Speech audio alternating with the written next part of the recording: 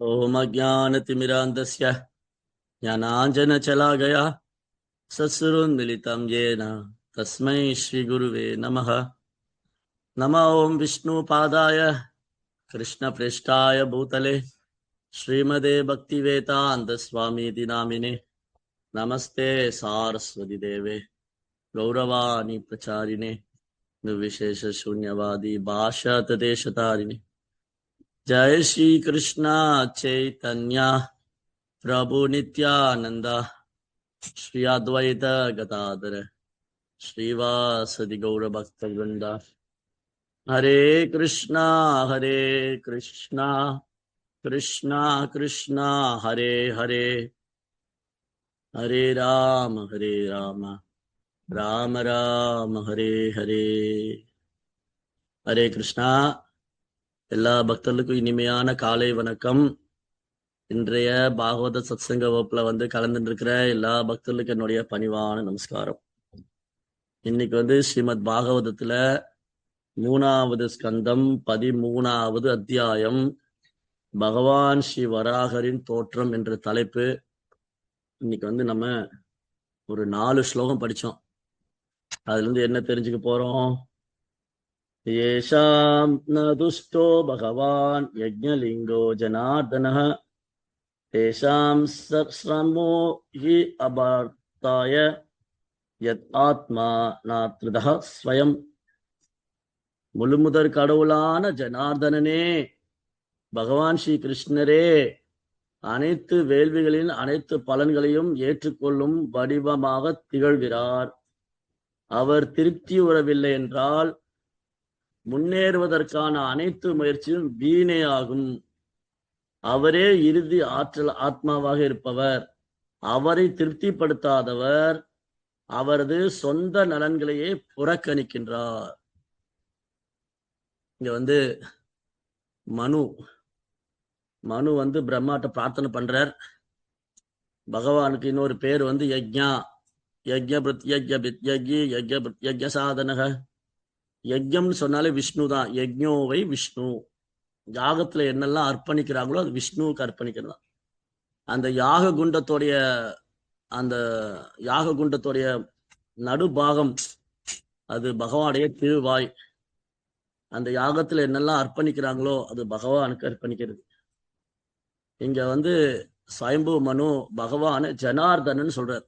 ஜனார்தனன் ரொம்ப அழகான ஒரு திவ்ய தேசம். திருவனந்தபுரம் பக்கத்துல வர்க்கலான்னு ஒரு திவ்ய தேசம் இருக்கு. அங்க ஜனார்தன பெருமாள் பகவான் ஜனார்தன சுவாமியா அங்க எழுந்தருளி இருக்கார். அவர் கையில இருந்து அவர் ஆஜமனம் பண்றாரு. கையில இருந்து தண்ணி ஜலம் வந்துட்டே இருக்கு. ரொம்ப அற்புதமான அதிசயமான ஒரு கோயில். அங்க பகவான் 4 கரத்தோட தரிசனம் கொடுக்கிறார். வனமாலி கதி சாங்கி சங்கி சக்ரி சனந்தகி ஸ்ரீமான் நாராயண விக்ஷு வாசுதேவ. அப்போ அங்க பகவானுடைய கையில இருந்து ஜலம் வந்துட்டே இருக்கு. அது கோயில்ல இருந்து கீழே ஒரு சின்ன குன்று மேல அந்த கோயில் இருக்கு. ஜனார்தன சுவாமி கோயில். 500 வருஷத்துக்கு முன்னாடி சைதன்ய மகாபிரபு அங்க வந்திருக்கார். தன்னுடைய தென்னிந்தியா யாத்திரையின் போது சைதன்ய மகாபிரபு அந்த ஜனார்தன சுவாமி கோயிலுக்கு வந்திருக்கார். அங்க இப்ப இஸ்கான்ல இடம் வாங்கி அங்க சைதன்ய மகாபிரபு தாமரை பாதம்லாம் வைக்க போறாங்க. ரொம்ப அழகான ஒரு திவ்ய தேசம். கோயிலுக்கு முன்னாடி குளம். ஒரு 1 கிலோமீட்டர் நடந்து போனா கடல். அந்த பக்கம் கடல் இருக்கு, இந்த பக்கம் குளம் இருக்கு. அந்த ஜனார்தன சுவாமியோட கையில இருந்து வரக்கூடிய தண்ணீர் அந்த குளத்துல விழும். அந்த குளத்துல இருக்கிற ஜலம் நேரா போய் கடல்ல கலக்கும். அப்ப அந்த ஒட்டுமொத்த கஷேத்திரமும் சரணாமிர்தம் பகவானுடைய தாமரை திருப்பாதத்திலிருந்து வருது. ஜனார்தன சுவாமி பகவான் கிருஷ்ணரே யாகங்களின் அனைத்து பலனையும் ஏற்றுக்கொள்ளப்படும் வடிவமாக திகழ்கிறார். யஜ்ஞா, விஷ்ணுவுக்கு இன்னொரு பேர் யஜ்ஞா. யஜ்ஞம் என்றால் அனைத்தையும் விஷ்ணுவுக்காக அர்ப்பணிப்பது. பகவத்கீதையில் கூட பகவான் சொல்றார், யஜ்ஞாத்தாத் கர்முனோ அந்யத்ர லோகோயம் கர்மபந்தனா ததக்தம் கர்ம கௌந்தேயா முக்த சங்க சமாச்சாரா. ஒருத்தர் செய்யக்கூடிய செயல் விஷ்ணுவை திருப்திப்படுத்துறதுக்காக இருக்கணும். நம்ம என்ன செயல் பண்ணாலும் அது பிராமண தர்மமோ சத்திரிய தர்மமோ வியாபாரியோட தர்மமோ இல்ல சூத்திர தர்மமோ இல்ல மாணவர் வாழ்க்கை பிரம்மச்சரிய தர்மமோ, குடும்ப வாழ்க்கை இல்லற தர்மமோ, அல்ல துறவரம் இல்லறத்திலிருந்து ஓய்வு பெற்ற வனரப்பிரஸ்தம், வனரப்பிரஸ்தம் இல்லறத்திலிருந்து ஓய்வு பெற்ற தர்மம், அப்புறம் சந்நியாச தர்மம். ஒருத்தர் எந்த தர்மத்தை பின்பற்றினாலும் அது பகவானை திருப்திப்படுத்துறதுக்காக இருக்க வேண்டும். தர்ம சனிஷ்டிதா பும்சா விஸ்வக்ஷேன கதாசியா நோத்பாத நோத்பாத எதிரதி சம ஏவகி கேவலம். நம்ம செய்யக்கூடிய தர்மம் வந்து விஷ்ணுவை திருப்திக்காக இல்லைன்னு சொன்னா அது கால விரயம்தான். அதனால இங்க ரொம்ப அழகா சொல்லியிருக்காரு. மனு வந்து பிரம்மாட்ட சொல்றார், ஓ பிரம்மதேவரே, நம்ம செய்யக்கூடிய செயல் வந்து பகவானை திருப்திப்படுத்தலைன்னு சொன்னா ஆன்மீகத்துல எந்த ஒரு முன்னேற்றம் கிடையாது, எல்லாம் வீணாக போய்விடும். அவரே இறுதி ஆத்மாவும் இருப்பவர், அவரை திருப்திப்படுத்தாதவர் தனது சொந்த நன்மைகளை புறக்கணிக்கிறார். ஒரு ஜீவாத்மா வந்து பகவானை திருப்தி செய்ய வேண்டும். அதுதான் ஜீவாத்மாவுடைய ஒரிஜினல் கான்ஸ்டிடியூஷனல் பொசிஷன். ஜீவாத்மாவுடைய உண்மையான ஆதாரமான நிலை வந்து சைத்தன்யம் சொல்றார், ஜீவேரே சொரூபோய் கிருஷ்ணேரே நித்யதாஸ். கிருஷ்ணேரே நித்யதாஸ், யார் எட்டர்னல் சவுண்ட் ஆஃப் கிருஷ்ணா. ஆனா அந்த ஜட உலகத்துல வந்து முக்குணத்தினுடைய கலவையினால இந்த ஜட உடல் எடுத்ததுனால இதை மறந்துட்டு நம்ம சொந்த ஆன்மாவுக்கே நம்ம சூன்யம் வச்சுக்கிறோம். சொந்த ஆன்மாவுக்கே நம்ம புறக்கணித்து விடுகிறோம். அதனால ஒருத்தர் என்ன செயல் பண்ணாலும் அது விஷ்ணு திருப்திக்காக செய்ய வேண்டும்னு இங்க சுவயம்பூ மனு பிரம்மாட்ட சொல்றார். பொருளூரில் பிரபுபா வந்து பக்தி தொண்டை பற்றி அழகா எழுதியிருக்கார். ஸ்ரவணம், கீர்த்தனம், விஷ்ணு ஸ்மரணம், பாத சேவனம், அர்ச்சனம், வந்தனம், தாசியம், சக்கியம், ஆத்ம நிவேதனம். இந்த 9 விதமான பக்தி தொண்டை பிரகலாத் மகாராஜ் தான் போதிக்கிறார். நேற்று வந்து நரசிம்ம சதுர்தசி கொண்டாடணும். பிரகலாத தான் எர்ணிகசிபுட்ட சொல்றாரு, நம்ம 9 விதமான பக்தி தொண்டை விஷ்ணுவுக்கு செய்யணும், விஷ்ணுவை திருப்திப்படுத்தணும். அப்போ விஷ்ணுவை திருப்திப்படுத்தினா நாம இயல்பா திருப்தி அடைஞ்சிருவோம். எப்படி அது? கண்ணாடியில் உள்ள பிம்பம் அழகாக இருக்க வேண்டுமானால் நம்மை நாம் அழகுபடுத்திக் கொள்ள வேண்டும். கண்ணாடியில தெரியக்கூடிய பிம்பம் அழகாக இருக்க வேண்டுமானால் நம்மை நாம் அழகு செய்து கொள்ளும் பொழுது கண்ணாடியில் இருக்கிற பிம்பம் அழகா தெரியும். இந்த மாதிரி பகவான் கிருஷ்ணருக்கு சேவை செய்யும் போது ஜீவாத்மா வந்து அழகாக தெரிவார். அதனாலதான் இங்க பகவான் சொல்லியிருக்காரு, பகவத்கீதையில பிரபுபாத் கோட் பண்ணியிருக்காரு, இந்திரியாணி பராராகு இந்திரியப்ப பரமனா மனசஸ்து பராபுத்தே ஓ புத்தே பரதர்ஷபா. அர்ஜுனா, புலன்களை விட உயர்ந்தது மனது, மனதை காட்டிலும் உயர்ந்தது புத்தி, புத்தியை காட்டிலும் உயர்ந்தவன் ஆன்மா, ஆன்மா விட உயர்ந்தது பரமாத்மா. அந்த பரமாத்மா கூட பகவான் கிருஷ்ணனுடைய ஒரு பார்ஷியல், ஒரு பகுதி தான், பார்ஷியல் ரெப்ரசன்டேஷன். அதனாலதான் பாகவதம் சொல்லியிருக்கு, கிருஷ்ணஸ்து பகவான் ஸ்வயம், ஏதேச்சாம்ச கலாபும்ச கிருஷ்ணஸ்து பகவான் ஸ்வயம். பாகவதத்துல நிறைய அவதாரங்களுடைய பட்டியலை கொடுத்துட்டு இந்த அவதாரத்துக்கெல்லாம் மூலமா இருப்பவர் கிருஷ்ணர் தான். அதனால அந்த வர்க்கலால ஜனார்தன சுவாமி அவர் வந்து வஸ்தரா, ஆக்சுவலி அதுக்கு வஸ்திரான்னு பேரு, அது அந்த இடத்துக்கு காலப்போக்கில் அது வர்க்கலான்னு மாறிடுச்சு. வஸ்திரா அப்படின்னா நாரத முனிவர் தன் வஸ்திரத்தை அங்க சுழற்றி இருக்கிறார். அங்க நீங்க பாத்தீங்கன்னா மண் எல்லாம் வந்து கருப்பு நிறத்துல இருக்கும். பீச்ல போனீங்கன்னா மண்ணு கருப்பு நிறத்துல இருக்கு. என்னது, அந்த கடல்ல மட்டும் மண்ணு கருப்பு நிறத்துல இருக்கு? ஏன்னா ஒரு முறை அங்க தேவர்கள்லாம் யாகம் செஞ்சாங்க, பிரம்மாவுடைய தலைமையில தேவர்கள்லாம் யாகம் செஞ்சாங்க. அப்போ ஒரு பிராமண ரூபத்துல பகவான் வந்து எனக்கு ரொம்ப பசிக்குது, அன்னதானம் கொடுங்க அப்படின்னு கேட்க, இவங்க சமைச்சு கொடுத்துக்கிட்டே இருக்காங்க, அந்த பிராமணரும் சாப்பிட்டுக்கிட்டே இருக்கார். தேவருக்கெல்லாம் பெரிய ஆச்சரியமா போச்சு, என்னடா சமைச்சது எல்லாமே இந்த பிராமணர் சாப்பிட்டுட்டாரு, அப்ப யார் இவரு, யார் இவரு? அப்புறம் பகவான் தன்னுடைய தரிசனத்தை கொடுத்தாங்க தேவர்களுக்கு. அப்ப தேவர்கள் பிரார்த்தனை பண்ணாங்க, ஓ ஜனார்தன சுவாமி, ஜனார்தனா நீ இங்கேயே இருந்து எல்லாருக்கும் ஆசீர்வாதம் கொடுங்க அப்படின்னு தான் பகவான் இங்க வந்தார். அதனால இங்க மனு என்ன சொல்றார், மனுருவாச்ச ஆதேசேஹம் பகவதோ வத்தேயாமி வசூதன சதாம் துவமிகானுஜானிஹி பிரஜானாம் மம ச பிரபோ. ஸ்ரீ மனு கூறினார், ஓ அனைத்து ஆற்றலும் மிக்கவரே, பாவங்களை மாய்ப்பவரே, உமது கட்டளைக்கு நான் கீழ்ப்படுகிறேன். அருள் கூர்ந்து எனக்குரிய இருப்பிடத்தையும் எனக்கு பிறக்க போகும் உயிர்களை பற்றியும் அறிவிப்பீராக. இப்போ மனு 14 மனுக்கள், ஸ்வயம்பு மனு, சக்ஷுஷ மனு, வைவஸ்வத மனு, இந்திர சாவர்ணி, ருத்ர சாவர்ணி, அப்புறம் மேரு சாவர்ணி, இந்த மாதிரி தக்ஷ சாவர்ணி, இந்த மாதிரி ஒரு 14 மனு இருக்காங்க. இந்த 14 மனுக்கள் பிரம்மாட்ட இருந்து தோன்றுனாங்க. அப்ப இந்த மனு கேட்கிறாரு, நான் என்ன பண்ணணும், என்னுடைய டியூட்டி என்ன? தனது தந்தையும் ஆச்சாரியருமான பிரம்மாவை பார்த்து மனு கேட்கிறார், ஓ தேவர்களின் தலைவரே, மகா நீரினுள் மூழ்கி இருக்கும் பூமியினை வெளிக்கொண்டு வருவதற்கு அருளுக்கு முயற்சிப்பீராக. ஓ இது அடுத்த வருஷம் 15வது வருஷம் 14 என்ன சொன்னாரு? ஸ்ரீ மனு கூறினார், ஓ அனைத்து ஆற்றலும் மிக்கவரே, பாவங்களை மாய்ப்பவரே, உமது கட்டளைக்கு நான் கீழ்ப்படுகிறேன். இதுதான் சிறந்த மகன். தந்தையோடைய கட்டளைக்கு கீழ்ப்படியவனே சிறந்த மகன். அருளுக்கு எனக்குரிய இருப்பிடத்தை நான் எங்க தங்கணும், நான் என்ன செய்யணும், இதெல்லாம் எனக்கு சொல்லி கொடுங்க அப்படின்னு மனு ரொம்ப பணிவா பிரம்மா கிட்ட கேட்கிறார்.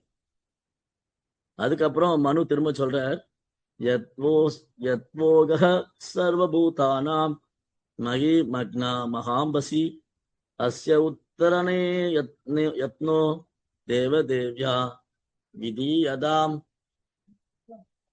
ஓ தேவர்களின் தலைவரே, மகா நீரினுள் மூழ்கியிருக்கும் பூமியினை வெளிக்கொணர்வதற்கு அருளுக்கு முயற்சிப்பீராக. ஏனென்றால் உயிர்வாளிகள் அனைத்திற்கும் அதுவே இருப்பிடமாகும். இது உமது முயற்சினாலும் பகவானின் கருணையினாலுமே நடைபெறக்கூடியது. அப்போ எண்ணற்ற கடல் இருக்கு. நமக்கு தெரிஞ்சதெல்லாம் ஒரே கடல் தான், உப்பு கடல், பசிபிக் கடல், இந்திய பெருங்கடல், அண்டார்டிகா, அட்லாண்டிக் பெருங்கடல்,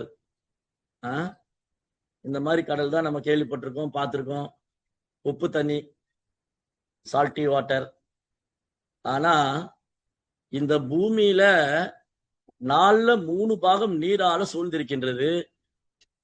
பூமியே என்ன இருக்கு, காரண கடல் இருக்கு, சாரி கர்ப்பக்கடல் இருக்கு, கர்ப்பக்கடல். இந்த கர்ப்பக்கடல்ல தான் கர்ப்போசாய் விஷ்ணு பள்ளி கொண்டிருக்கார். யஸ்கைஸ்வசித காலமதா வலம்பிய ஜீவந்தி லோம விலதா ஜெகதண்டநாதா விஷ்ணு மகான் சயேஷ கலா விசேஷோ கோவிந்தமாதி புருஷம் தமகம். மகாவிஷ்ணு அவர் காரண கடல்ல பள்ளி கொண்டிருக்கார். காரண கடல் பூமிக்கு வெளியில இருக்கு. அந்த காரண கடல்ல தான் எண்ணற்ற கோள்கள் மிதந்துட்டு இருக்கு. அப்புறம் அந்த ஓரொரு கோளுக்குள்ளேயும் கர்ப்பக்கடல் இருக்கு. அந்த கர்ப்பக்கடல்ல எண்ணற்ற கோள்கள் மிதந்துட்டு இருக்கு. இப்படி பாகவதம் ஒரு ஸ்பிரிச்சுவல் சயின்ஸ், ஆன்மீக அறிவியல். அறிவியல்களுக்கும் முட்டாள்களுக்கும் இது புரியாது. அது எப்படி அங்க ஒரு கடல் இருக்கு, இங்க ஒரு கடல் இருக்குன்னு சொல்றாங்களே. ஹாலிவுட்ல படம் எடுத்தா ஒத்துக்குவாங்க, ஆமா இருக்குன்னு சொல்லுவாங்க. நம்ம சொன்னோம்னா ஒத்துக்க மாட்டாங்க. இதுதான் இன்னைக்கு காலகட்டம்.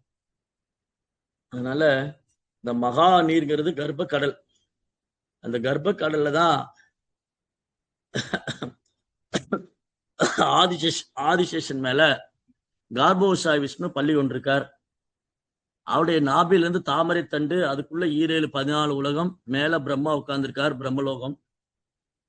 அந்த கார்போஷா விஷ்ணுடைய பாதத்துல லட்சுமி தேவி சேவனம் பண்ணிட்டு இருக்காங்க. இதெல்லாம் இங்க மனு உறுதிப்படுத்துறார்.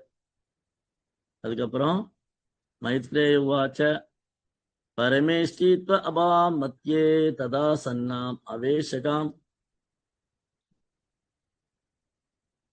கதம் ஏனாம் சமுன்னேஷ்ய இது தத்யோ தியாசிரம். சில ஜீவகோஸ்வாமி இங்கே விவரிக்கப்படும் சம்பவங்கள் வெவ்வேறு கல்பங்களை சேர்ந்தவை என்று குறிப்பிடுகிறார். இப்பொழுது குறிப்பிடப்பட்டிருக்கும் சம்பவம் ஸ்வேதவராக கல்பத்தை சேர்ந்ததாகும். சக்ஷுஷ கல்பத்தை பற்றியும் இந்த அத்தியாயம் விவரிக்கிறது. ஓரொரு கல்பத்திலையும் பகவான் அவதரிக்கிறார். பிரம்மாவுடைய பகல் பொழுதுல ஓரொரு கல்பத்திலையும் பகவான் இறங்கி வரார். இங்க வராக மூர்த்தி 2 கல்பத்துல வந்திருக்காரு. ஸ்வேத வராக கல்பத்திலையும் பகவான் வந்திருக்காரு. அப்புறம் சக்ஷுஷ மனுவுடைய காலத்திலயும் வந்திருக்காரு. ஸ்வேத வராகா அப்படின்னா, ஸ்வேதா மீன்ஸ் ஒயிட், வெள்ளை. வெள்ளை நிறத்தில் வராக அவதாரம், ஸ்வேத வராக கல்பம். இப்ப அதுதான் நடக்குது. இப்ப யாருடைய ஆட்சி காலம் நடக்குதுன்னா ஸ்வேத வராக கல்பம் நடக்குது. அதே மாதிரி சக்ஷுஷ கல்பத்துல சிகப்பு நிறத்துல வராக அவதரிக்கிறார். 2 முறை வராக அவதார் பண்றார். ஸ்வேத வராக கல்பத்திலேயே வரார், சக்ஷுஷ கல்பத்திலே வரார். இந்த மாதிரி பகவானது நாம ரூப குணாதிசயங்கள், அவருடைய மகிமைகள்,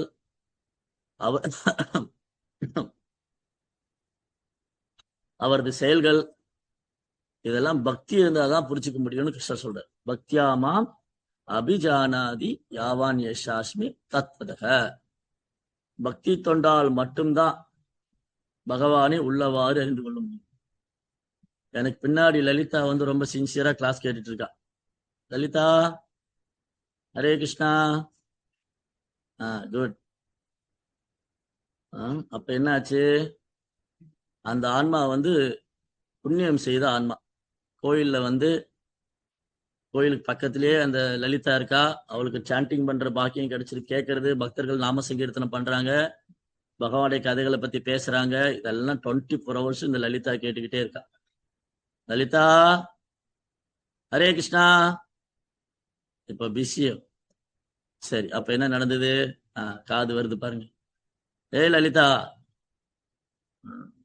ஹரே கிருஷ்ணா. ஏய் லல்லு, ஏய் லல்லுக்குட்டி,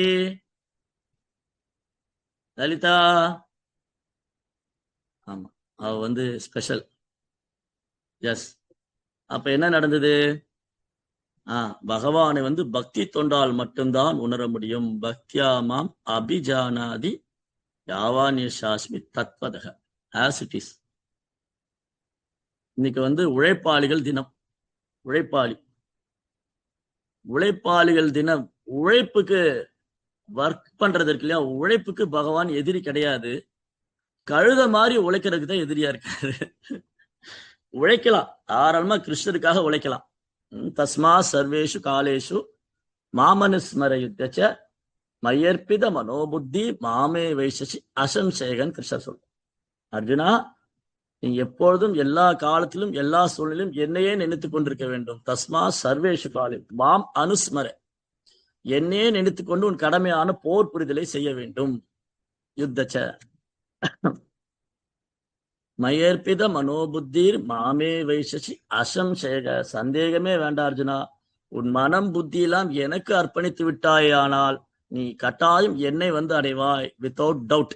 சந்தேகமே வேண்டாம். அதனால கிருஷ்ணா வந்து உழைக்க வேண்டாம்னு சொல்லல, கழுத மாதிரி உழைக்காதீங்கன்னு சொல்ற. கழுத கூட உழைக்குது. ஏன் அது கழுத? ரோபா சொல்லுவார், இந்த வெண்ணா வந்து அந்த தோபர்மேன், வாஷர்மேன் கழுதைக்கு முன்னாடி ஒரு கேரட்டை மாட்டி விடுவாரு. அந்த கழுதை நினைக்கும், நான் அந்த வண்ணா கூட போனா எனக்கு கேரட் கிடைக்கும். ஆனா கடைசி வரைக்கும் கிடைக்காது. ஏன்னா அந்த கழுதை முன்னாடி போனா கேரட்டும் முன்னாடி போகும். இதுதான் கழுதையோட வாழ்க்கை. ஆஷ் மூடா நமாம் துஷ்கிருதோ மூடா பிரபத்தியந்தே நராத்தமா மாயா அபகிருத ஞானா ஆசிரியம் பாவம் ஆசிரியம். இந்த 4 பேரு தங்களுடைய சொந்த வாழ்க்கைக்கு சூன்யம் வச்சுக்கிறாங்க. இந்த 4 பேரும் தன்னுடைய சொந்த ஆன்மாவையே விட்டு ஒழித்து விடுகிறார்கள். என்ன பண்றாங்க? துஷ்கிருதி, அசுரத்தன்மை உள்ளவங்க, கழுத மாதிரி உழைக்கிறவங்க. துஷ்கிருதோ மூடா நர ஆத்தமா. நர உத்தமா, நர ஆத்தமா 2 இருக்கு. நர உத்தமானா மனிதர்களே சிறந்தவர், அவர் பகவானுக்கு சேவை செய்வார்.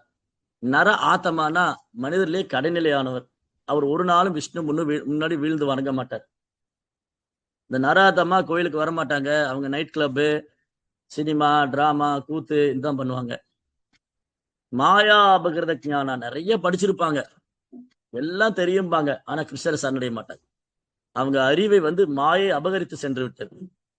ஆசுரின் பாவம் ஆசுதான், அசுரத்தன்மை உள்ளவங்க. அப்ப இன்னைக்கு வந்து ராதாரமணர் தோன்றிய தினம். விருந்தாவனத்துல ஒரு அழகான கோயில் ராதாரமணர். பகவான் எப்பொழுதும் தூய பக்தருக்கே தன்னை வெளிப்படுத்துகிறார். சைதன்ய மகாபிரபு 500 ஆண்டுகளுக்கு முன்பாக தென்னிந்தியா யாத்திரை வந்திருந்தார். அப்ப ஸ்ரீரங்கத்துக்கு வந்தார். ஸ்ரீரங்கத்துல வந்து ரங்கநாதரை பார்த்து தலைகால் குத்திட்டு நடனம் ஆனார். ஹரே கிருஷ்ணா ஹரே கிருஷ்ணா கிருஷ்ண கிருஷ்ணா ஹரே ஹரே, ஹரே ராம ராம ராம ஹரே. அந்த ஸ்ரீரங்கத்துல வந்து சைத்தன்ய மகாபிரபு தலைகால் குத்திட்டு நடனம் ஆடி அப்படியே மயங்கி விழுந்துருவார். அப்ப அங்க ஒரு பிராமணர் வேங்கட பட்டர் மகாபிரபுவே தன்னுடைய வீட்டுக்கு பிரசாதம் சாப்பிட கூப்பிடுவார். மகாபிரபு அந்த பிராமணர் வீட்டுக்கு பிரசாதம் சாப்பிட போனார். அப்ப என்ன ஆயிடுச்சு, மகாபிரபுடைய தென்னிந்திய யாத்திரையின் போது 4 மாத மழைக்காலம் வந்து விட்டது. அந்த சமயத்துல சாதுக்கள் பிரயாணம் பண்ண முடியாது, கடுமையாக மழை பெய்யும். 4 மாதம் சாதுர்மாசியம். அப்ப பாருங்க, மகாபிரபு தன்னுடைய தென்னிந்திய யாத்திரையில ஸ்ரீரங்கத்துல 4 மாதம் தங்கி இருந்தார், இந்த வேங்கடபட்டர் வீட்டுல. அங்க வந்து மகாபிரபு தன்னுடைய கரங்களாலே ஜெகநாதர் விக்கிரகத்தை செய்தார். இன்னைக்கு போனாலும் இந்த விக்கிரகத்தை பார்க்கலாம், ரொம்ப அழகா இருக்கும். ஜெகநாத் பலதேவ் சுபத்ரா அதை வந்து ஜெகநாத் மடம் சொல்லி அதை பிரதிஷ்டை பண்ணி மகாபிரபு எப்பவுமே ஜெகநாதர் நினைத்து அழுது கொண்டே இருப்பார். அப்ப இந்த வேங்கட பட்டருக்கு 2 சகோதரர் இருந்தாங்க. ஒருத்தர் பேர் திருமலை பட்டா, இன்னொருத்தர் பேர் வந்து பிரபோதானந்த சரஸ்வதி. வேங்கட பட்டரும் திருமலை பட்டரும் கிரகஸ்தர்கள். பிரபோதானந்த சரஸ்வதி திரிதண்டி சன்னியாசி, வைஷ்ணவ சன்னியாசி. இவங்க வீட்டுலதான் மகாபிரபு தங்கி இருந்தார். அப்ப இந்த வேங்கட பட்டருக்கு கோபால்னு ஒரு சின்ன குழந்தை, 6 வயசு தான் இருக்கு, 5-6 வயசு அந்த குழந்தை கோபால். கோபாலுக்கு பெரும் பாக்கியம் கிடைச்சது, மகாபிரபுக்கு சேவை செய்வது. சைதன்ய மகாபிரபுடைய தாமரை திருப்பாதத்துக்கு சேவை செய்யும் பாக்கியம் வந்து யாருக்கு கிடைச்சது, கோபால் கிடைச்சது. இந்த மாதிரி மகாபிரபு 4 மாசம் ஸ்ரீரங்கத்துல தங்கி இருந்தார். அப்புறம் ஒரு ஸ்ரீரங்கத்தை விட்டு கிளம்பும் போது கோபால் அழுறார். மகாபிரபுடைய தாமரை பாதங்களை பற்றி கொண்டு, மகாபிரபு என்னை விட்டு போயிடாதீங்க, நீங்க இல்லாம என்னால உயிர் வாழ முடியாது. இந்த உடலற்ற ஆன்மாவை இந்த உடலிலிருந்து பிரித்து விட்டால் அது நடைப்பிணமாக ஆகிவிடும். மகாபிரபு, நீங்க தான் என் உயிர் ஆன்மா, நீங்க என்னை விட்டு போயிட்டா நான் நடைப்பிணமாக ஆகிவிடுவேன், தயவுசெய்து என்னை விட்டு போய்விடாதீர்கள்னு இந்த கோபால் குழந்தை மகாபிரபுடைய தாமரை பாதங்களை பற்றி கொண்டு அழுகின்றார்.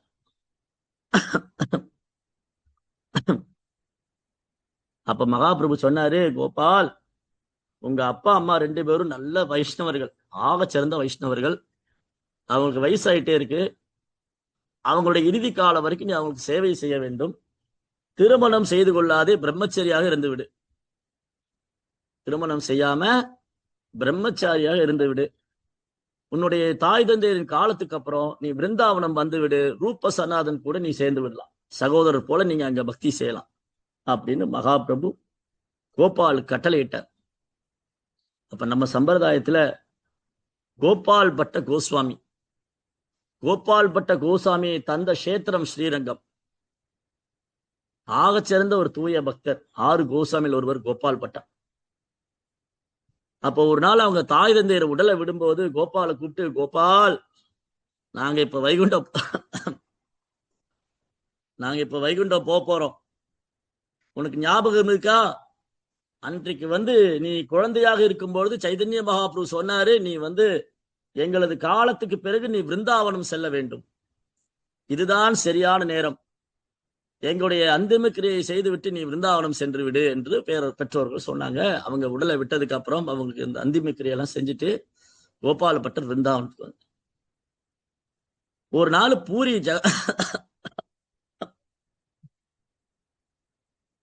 நாள் பூரி ஜெகநாதர் கோயில்ல மகாபிரபு பக்தர்களுடைய சங்கத்துல அமர்ந்திருக்கின்றார். அப்போ மகாபிரபு கேட்கிறாரு தன்னுடைய காரியதரிசியான கோவிந்தா, மகாபுடைய செக்ரட்டரி பேர் வந்து காரியதரிசி பேர் கோவிந்தா, ரூப் சனாதன் ஏதாவது செய்தி வந்ததா, ரொம்ப நாள் ஆச்சு, ரூப் சனாதன் எந்த ஒரு செய்தியும் வரலையே, அவங்க எப்படி இருக்காங்க, என்ன நடக்குதாங்க அப்படின்னு மகாபிரபு கேட்கும்போது பிருந்தாவனத்திலிருந்து ஒரு வைஷ்ணவர் அங்க ஓடி வருகிறார். அவர் சொன்னார், மகாபிரபு, ரூபகோசாமி இந்த செய்தி அனுப்பிச்சார், ஸ்ரீரங்கத்திலிருந்து கோபால் பட்டர் விருந்தாவனம் வந்து விட்டார், அவரை நாங்கள் சகோதரன் போல ஏற்றுக்கொண்டோம், நாங்கள் 6வரும் சகோதரர்கள் போல ஆன்மீக சகோதரர்களாக நாம் வாழ்ந்து கொண்டிருக்கிறோம். கோபால் பட்டர் எங்களோடு சேர்ந்து விட்டார் அப்படின்னு சொன்ன உடனே மகாபிரபுக்கு ரொம்ப சந்தோஷம். அவர் உட்காரக்கூடிய அந்த ஆசனம் பலகை, அப்புறம் அவருடைய பிரசாதம் வஸ்திரம், இதெல்லாம் இந்த பிராமணர் வைஷ்ணவத்தை கொடுத்து, இது என்னுடைய பிரசாதமாக கோபால் பட்டர்ட்ட கொடுங்க அப்படி அப்படின்னு மகாபிரபு சொல்றார். கோபால் பட்டரும் அதை வழிபாடு செய்கிறார். பகவானும் அவரது உபகரணங்களும் வேறு வேறு அல்ல. பகவானும் அவரது நாமம், ரூபம், உபகரணங்கள் எல்லாம் ஆன்மீகமானது. ஒரு நாள் கோபால் பட்டருடைய கனவுல மகாபிரபு தோன்றுகின்றார். கோபால் பட்டா, நீங்க நேபாளுக்கு யாத்திரை போங்க. கண்டகி நதி, சாலக்கிராம், முக்திநாத், ரொம்ப அழகான சேத்திரம், ஆன்மீக மனம் கமழும் அற்புதமான இடம் முக்திநாத், சாலிகிராம், கண்டகி நதி. அந்த கண்டகி நதியில் நீங்கள் யாத்திரையை சென்று ஸ்நானம் செய்ய வேண்டும் அப்படின்னு மகாபிரபு ஒரு கனவுல சொல்ற. கோபால் பட்டரும் அந்த கனவை அது கனவு கிடையாது, இது பகவானுடைய கட்டளைன்னு எடுத்துக்கிட்டார். அப்புறம் அவர் என்ன பண்ணார், பிருந்தாவன்ல இருந்து முக்திநாத்துக்கு நடந்தே போறார். அன்னைக்கு புல்லட் ட்ரெயின், ஃபிளைட் எல்லாம் கிடையாது. 500 வருஷத்துக்கு முன்னாடி நடந்து போகணும். மாட்டு வண்டியில, கட்ட வண்டியில, குதிரை வண்டியில போகும். அப்படி ஒரு வழியாக கோபால் பட்டர் கண்டகி நதிக்கரையில சேர்ந்தார். அங்க கண்டகி நதியில அவர் ஸ்நானம் செய்யறார். அப்படி அவர் ஸ்நானம் செய்யும் போது, அவர் தண்ணீர்ல முங்கி எந்திரிக்கும் போது, அவர் கையில ஒரு 8-10 சாலக்கிராம் ஷீலா. சாலக்கிராம் ஷீலான்னா அது உருண்டையா கல்லு மாதிரி இருக்கு. அந்த ஒரு சாலக்கிராம் ஷீலாம் ஸ்வயம்புவாக பகவான் இருப்பார். கிருஷ்ணர், விஷ்ணு, சுதர்சனம், நரசிம்மர், வராகர், இந்த மாதிரி பகவானுடைய பல்வேறு அவதாரங்களுடைய சின்னம் இயல்பாகவே அதில் யாரும் வரையவில்லை. அது இயல்பாக இருக்கும் அந்த சாலக்கிராம் விக்கிரகம். ஒரு காலத்துல இந்தியாவில எல்லா பிராமணர் வீட்லயும் சாலக்கிராம் வழிபாடு செஞ்சாங்க. இன்னைக்கு சினிமா நடிகரையும் அரசியல் தலைவரையும் பிராமணர்கள் வழிபடுறாங்க. அப்படியே காலம் மாறிடுச்சு. சாலக்கிராம் விக்கிரகம் கையில வந்தது. நாம தான் என்ன பண்ணுவோம், எனக்கு பெரும் பாக்கியம் கிடைத்து விட்டது, நான் பாக்கியம் செய்தவன், பாருங்க எனக்கு சாலக்கிராம் ஷீலா வந்திருக்குன்னு நாம் பெருமை கொள்வோம், டம்பம் அடிச்சுக்குவோம். பாருங்க எனக்கு மகாபுடைய கருணையால எனக்கு சாலக்கிராம் விக்கிரகம் வந்திருக்கு, நான் எவ்வளவு தூய பக்தர் பாருங்க அப்படின்னு ஊரெல்லாம் சொல்லுவோம். ஆனா கோபால் பட்டர் என்ன பண்ணாரு, எனக்கு இந்த விக்கிரகத்தை வழிபாடு அருகதை கிடையாது, நான் ஒரு கீழ்நிலையான ஆத்மா, நான் ஒரு பந்தப்பட்ட ஆத்மா, நான் ஒரு பாவி, நான் வீழ்ந்த ஆன்மா அப்படின்னு தன்னை கருதி கொள்றார். அந்த சாலக்கிராம திரும்பி தண்ணிக்குள்ள விட்டார். திரும்பி தண்ணிக்குள்ள விட்டு கையை தூக்கும் போது திரும்பி அந்த சாலக்கிராம் சீலா ஜம்ப் பண்ணி அவர் கையில உட்காந்து திரும்பி தண்ணிக்குள்ள விடுறாரு, திரும்பி கையில. அப்புறம் தான் அவர் புரிஞ்சுக்கிட்டாரு, மகாபிரபு இதுக்காக தான் என்ன இங்க வர சொல்லியிருக்காரு, சாலக்கிராம் வழிபாடு நான் செய்ய வேண்டும். அப்புறம் அந்த சாலக்கிராம் ஒரு பெட்டியில, ஒரு சின்ன மரப்பெட்டியில அந்த சின்ன சின்ன சாலக்கிராம் விக்கிரகம், தாமோதர் ஷீலா, இந்த மாதிரி சாலக்கிராம் விக்கிரகத்தை எல்லாம் அந்த சின்ன ஒரு பெட்டியில வச்சு அதை எப்பவும் தன்னுடைய மார்போடு தழுவி கொண்டிருப்பார் கோபால் பட்டர். ஒரு நாள் என்ன நடந்தது, ஒரு பெரும் செல்வந்தர் அவர் கோபால் பட்டா கிட்ட வந்தார். ஓ சாமிஜி, என்கிட்ட நிறைய பொற்காசுகள் இருக்கு, பட்டு வஸ்திரங்கள் இருக்கு, ஆபரணங்கள் இருக்கு, நான் அதை உங்களுக்கு கொடுக்கலான்னு ஆசைப்படுறேன். கோபால் பட்டர் இதெல்லாம் வேண்டான்னு தான் விருந்தாவனம் வந்திருக்கிறார். அப்ப அவர் சொல்றாரு, இல்ல நீங்க பகவானுடைய சேவைக்காக பயன்படுத்திக் கொள்ளுங்க, நீங்க அதை பயன்படுத்திக்க வேண்டாம், பகவானுடைய சேவைக்காக, உங்களை போல சாதுக்கள் என்ன கிடைத்தாலும் அது பகவானுடைய சேவைக்காக தான் பயன்படுத்த. அப்ப கோபால் பட்டர் சொன்னார், இல்ல என்கிட்ட பகவானுடைய விக்கிரகம் இல்ல, என்கிட்ட சாலக்கிராம் விக்கிரகம் தான் இருக்கு, அதுக்கு எப்படி அலங்காரம் பண்ண முடியும்? சாலக்கிராம் விக்கிரகம் சின்ன சின்ன உருண்டை உருண்டையா கல்லு மாதிரி இருக்கு, அதுக்கு அலங்காரம் பண்ண முடியாது, ட்ரெஸ் பண்ண முடியாது, ரொம்ப கஷ்டம். இப்ப பகவானுக்கு சச்சிதானந்த ரூபம் இருக்கு, ஷாமம் திரிபங்க லலிதம், உடல்ல 3 வளைவு, மழைக்காலத்து மேகத்தை ஒத்த நிறம், தாமரை போல கண்கள், என்றும் வாழாத வைஜெயந்தி மாலை, மார்புர ஸ்ரீவஸ்துகுரி, கழுத்துல கௌஸ்துபமணி. அந்த மாதிரி பகவானுடைய ரூபம் விக்கிரகம் என்கிட்ட இருந்ததுன்னா இவர் கொடுக்கிற பொற்காசிகள், ஆபரணங்கள், பட்டு வஸ்திரம் எல்லாம் நான் பகவானுக்கு பயன்படுத்துவேன். ஆனா என்கிட்ட தான் விக்கிரகம் இல்லையே, நான் என்ன செய்வது? அப்ப அந்த வியாபாரி சொன்னாரு, நீங்க என்னமோ செய்யுங்க, எனக்கு உங்ககிட்ட கொடுக்கணும்னு மனசுல பட்டுருச்சு, பகவானுடைய சித்தம் இது. பகவான் வந்து இந்த காணிக்கையை உங்ககிட்ட கொடுக்க சொல்லியிருக்காரு, நான் கொடுத்துட்டு போயிடுறேன் அப்படின்னு அந்த பட்டு வஸ்திரங்கள் ஆபரணங்கள்லாம் அவர் கோபால் பட்டர் கொடுத்துட்டு அவர் போயிட்டார். கோபால் பட்டர் என்ன நினைக்கிறாரு, அன்னைக்குதான் அவர் மனதுல ஒரு சின்ன கேள்வி எழுந்தது. அடடா, என்னிடம் பட்டு வஸ்திரங்கள் இருக்கின்றன, ஆபரணங்கள் இருக்கின்றன, ஆனா எனக்கு வந்து விக்கிரகம் இல்லையே, நான் எப்படி இந்த அலங்காரம் எல்லாம் செய்வேன் அப்படின்னு அவர் வந்து மனதில் எண்ணிக்கொண்டு அன்று இரவு ஓய்வெடுக்கிறார். அடுத்த நாள் காலையில யமுனையில குளிச்சுட்டு சாலக்காம் விக்கிரகத்துக்கு அபிஷேகம் செய்வதற்காக பெட்டியை திறக்கிறார். அந்த பெட்டியில் ஒரு தாமோதர ஷீலா ராதா ரமணனாக காட்சி கொடுக்கிறார். அந்த பெட்டியிலிருந்து ஒரு தாமோதர ஷீலா வந்து பகவானுடைய ஷாமசுந்தர திருமேனியில் தரிசனம் கொடுத்தார். பாருங்க, ஒரு பக்தனுக்காக, ஒரு தூய பக்தனின் மனதை பகவான் உடனே அவருடைய எண்ணங்களை பூர்த்தி செய்து விடுகிறார். அவர் ரொம்ப அழகா, ரொம்ப சிறிய விக்கிரகம், பிருந்தாவனத்திலே வைத்து சிறிய விக்கிரகம் ராதாரமணர். இந்த மாதிரி கோபால் பட்டருடைய சாலக்கிராம் ஷீலா, தாமோதர ஷீலா வந்து ரொம்ப அழகான ஒரு கிருஷ்ணராக தரிசனம் கொடுக்கிறார் என்று கேள்விப்பட்டவனே ரூப கோசாமி, சனாதன் கோசாமி, ரகுநாத பட்ட கோசாமி, ரகுநாதாஸ் கோசாமி,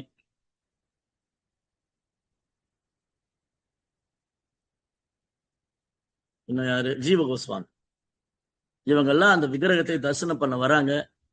ரொம்ப அழகான விக்கிரகம். ரூபகோசாமி சொன்னார், இந்த பகவானுடைய திருநாமம் ராதா ரமணன். ரமந்த இது ராமஹா, ஆன்மீக பரவசம் ஆனந்தம் தருபவர் ராதாரமணன். அந்த ராதாரமணன் விக்கிரகத்தை வைணவர்கள் எல்லாம் போற்றி புகழ்கிறார்கள். அன்னைக்கு வந்து அபிஷேகம் செய்து ஆராதனை செய்து அந்த விக்கிரகத்தை ரூபகோசாமி பிரதிஷ்டை செய்கிறார். ராதாரமணர் கோவில் பிருந்தாவனத்திலேயே வைத்து மிக அற்புதமான கஷேத்திரம் ராதாரமணன். ஹை ஸ்டாண்டர்ட் வர்ஷிப், ரொம்ப அற்புதமான வழிபாடு. ராதாரமணனே ஒரு சக்கரவர்த்தியை போல வழிபடுகிறார்கள் அங்க இருக்கிற வைணவர்கள். அந்த விக்கிரகத்தை வந்து நீங்க பைனாக்ளோர்ல பாத்தீங்கன்னா, அந்த லென்ஸ் இருக்குல்ல பைனாக்ளோர்ல, அந்த விக்கிரகத்தினுடைய நகங்கள் எல்லாம் தெரியும், கையில இருக்கிற நகம், பற்கள் எல்லாம் தெரியும்.